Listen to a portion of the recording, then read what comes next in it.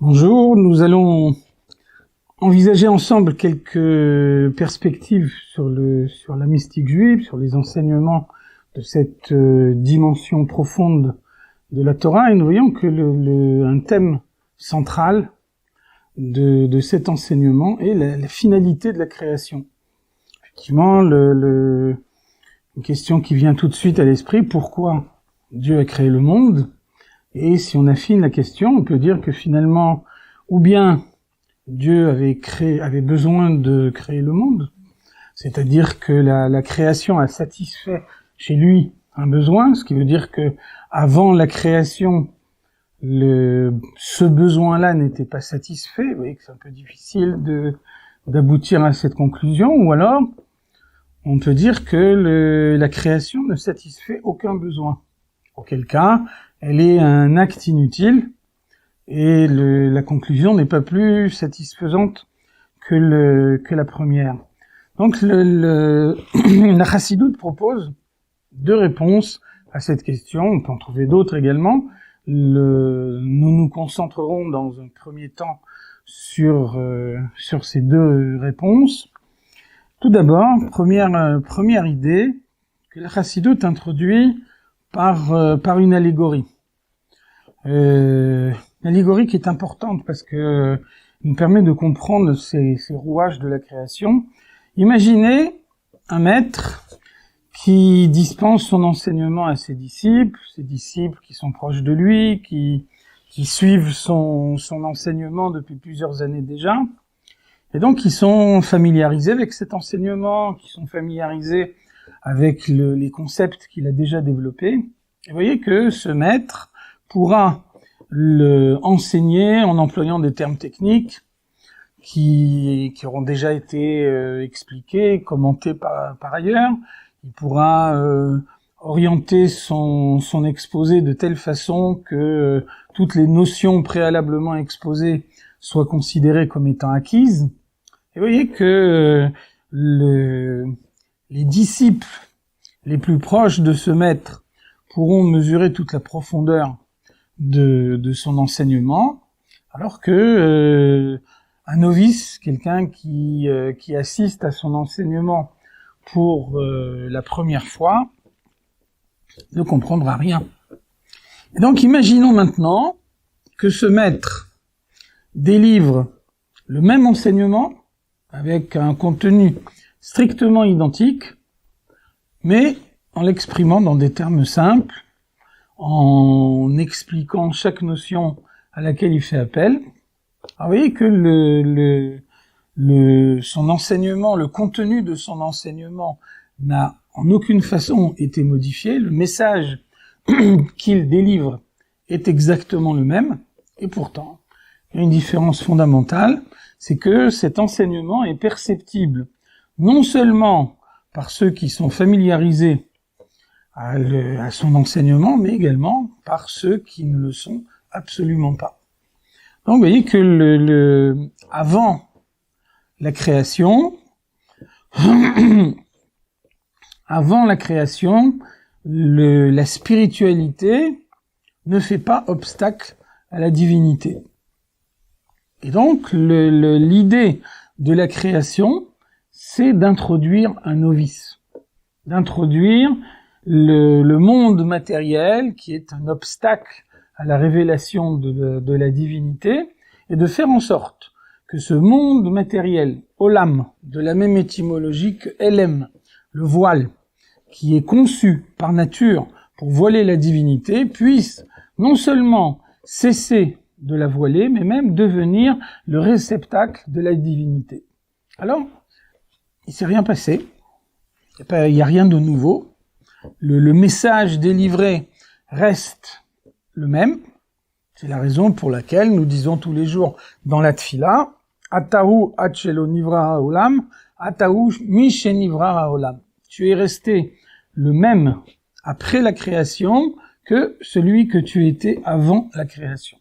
Néanmoins, il y a ici un véritable fait nouveau, c'est que la matière du monde conçue pour voiler Dieu peut également percevoir sa grandeur, devenir le réceptacle de sa révélation. Et donc, dans les termes de la Kabbalah, la création perçue de cette façon-là représente Shlemut Kochotav, la perfection des forces divines. Créer un obstacle est un moyen de mettre en évidence toute la puissance.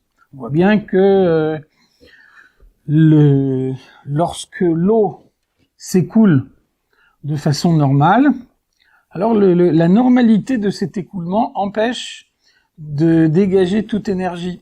Si par contre on met un barrage c'est un obstacle, c'est quelque chose qui empêche l'eau de passer, alors au moment où l'obstacle est levé, alors tout d'un coup on est capable de fabriquer une énorme énergie. L'obstacle est créateur d'énergie, et donc de la même façon, le monde matériel qui voile la divinité est en fait un moyen de montrer encore plus clairement la perfection de la divinité sans que rien ne soit changé en Dieu. C'est la première explication qui nous est donnée par la Chassidoute. Seconde explication, on voit que Dieu possède toutes les forces qu'on peut imaginer. La Chassidoute nous fait remarquer que nous disons dans la prière le Hakel, Agadol, Agibor, Ve'anora, Dieu qui est grand, qui est puissant, qui est redoutable. Et donc, nous dit la Chassidoute, finalement, tous ces qualificatifs que nous employons sont des limitations. Dire que Dieu est grand, c'est dire qu'il ne possède pas la petitesse. Dire qu'il est redoutable, c'est voiler l'aspect de bonté qu'il a en lui. Donc, il y a ici un abus de langage qui est utilisé parce qu'il est parlant pour les hommes. Dibra Torah kelashon bnei Adam. La Torah s'exprime dans le langage des hommes, de façon à ce que les hommes puissent la comprendre. Néanmoins, si on envisage les choses dans l'absolu, il y a ici une véritable limitation. Et donc, Dieu transcende la notion de grand et de petit, d'infini et de limité. Et donc, Dieu possède en lui toutes les forces à la fois les forces de l'intellect et les forces de l'émotion. Et on voit que dans les forces de l'intellect et les forces de l'émotion ont un fonctionnement diamétralement opposé. Les forces de l'intellect représentent un circuit interne. On voit bien que l'homme qui médite, l'homme qui essaye de comprendre, s'isole. La présence de quelqu'un d'autre dérange sa réflexion. Inversement, l'homme qui éprouve un sentiment n'éprouve jamais un sentiment dans l'absolu. Son sentiment est toujours envers quelqu'un d'autre. On voit bien que, par exemple, Abraham a fait la Mila, il souffre, néanmoins, Abraham est bon, par nature, et donc il entend utiliser cette bonté pour mener à bien la mission que Dieu lui a donnée dans le monde, et puis il n'y a pas d'invité qui passe. Lorsqu'il n'y a pas d'invité qui passe, Abraham souffre. Pourtant, nul ne remet en cause sa bonté. Abraham est connu comme étant un homme bon, et si actuellement il n'a pas l'occasion d'exercer concrètement sa bonté, c'est uniquement parce que il n'a pas d'invité. Malgré tout, dès l'instant où sa bonté ne peut pas trouver une expression concrète, Abraham est en souffrance. Et donc finalement, l'homme est créé à l'image de Dieu. Dieu a en lui des attributs du sentiment. Nous reviendrons sur cette notion d'attributs de Dieu. Et donc ces attributs du sentiment, alors Dieu souhaite les exprimer. Alors donc, quand est-ce que on exprime sa bonté envers son prochain, envers quelqu'un d'autre. Rien n'est extérieur à Dieu. Il n'y a pas de créature qui soit extérieure à Dieu. Pas d'existence qui ne soit pas l'existence de Dieu. Donc, comment est-ce que Dieu peut exprimer sa bonté envers quelqu'un? Alors, Dieu crée ce quelqu'un avec le sentiment d'avoir une existence indépendante. Et donc, même si il n'y a là qu'une apparence, aucune existence n'est indépendante, une seule existence est vraiment, c'est celle de Dieu.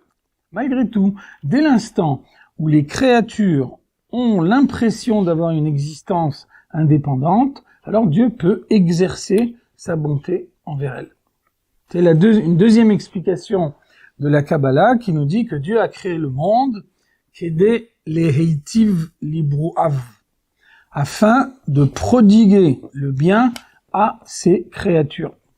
Et donc là encore, il ne s'agit pas d'un besoin de Dieu, il s'agit simplement de la constatation que la bonté, comme tous les autres attributs du sentiment, ont besoin d'une expression concrète, et c'est en l'occurrence le monde, les mondes, la création qui apporte à Dieu la possibilité d'exprimer cet attribut du bien envers ses créatures.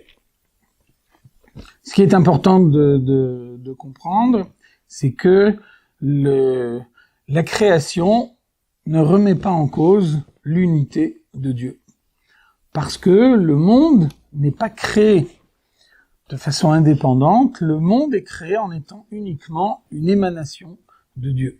On voit une explication du Ramban au début de son commentaire de la Torah. Le Ramban nous dit, dans toutes les langues du monde, quand on emploie le mot créer, alors ce mot créer peut avoir deux significations totalement opposées. Il y a la création du monde qui est à partir du néant, et puis il y a une création artistique, une création musicale, une peinture. Et on voit que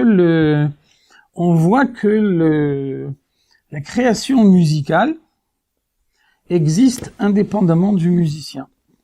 Le peintre meurt, mais sa peinture demeure. Pourquoi cela? Parce que la création musicale est en fait uniquement une modification de ce qui préexistait. Les règles de la musique existaient avant que le musicien compose sa musique, et donc il n'a fait que prendre des règles préexistantes et il les a utilisées pour composer une musique nouvelle.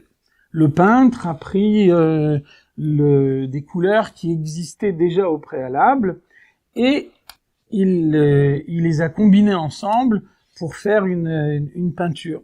Et donc, dans la mesure où il ne s'agit pas d'une véritable création, mais uniquement d'une transformation de l'existant, alors cette création peut avoir une existence indépendante. Inversement, lorsque la création est ex nihilo, à partir du néant, alors la création n'a pas d'existence indépendante, et donc la création suppose une intervention permanente du créateur pour maintenir la création. Sans cette intervention permanente, la création retourne au néant duquel elle émane. Et le Ramban nous dit, en hébreu, dans la Lashon HaKodesh, dans la langue sacrée, nous avons deux termes différents. La création au sens de transformation s'appelle Yetzira, alors que la création à partir du néant s'appelle Bria. La Lashon HaKodesh, la langue sacrée, est la seule langue qui distingue ces deux notions. En tout état de cause, le monde n'a pas d'existence indépendante, le monde est une émanation de Dieu, le monde existe parce que Dieu lui donne l'existence. À tout moment, il pourrait décider de ne plus lui redonner l'existence à l'instant suivant, et à ce moment-là, le monde disparaîtrait comme s'il n'avait jamais existé.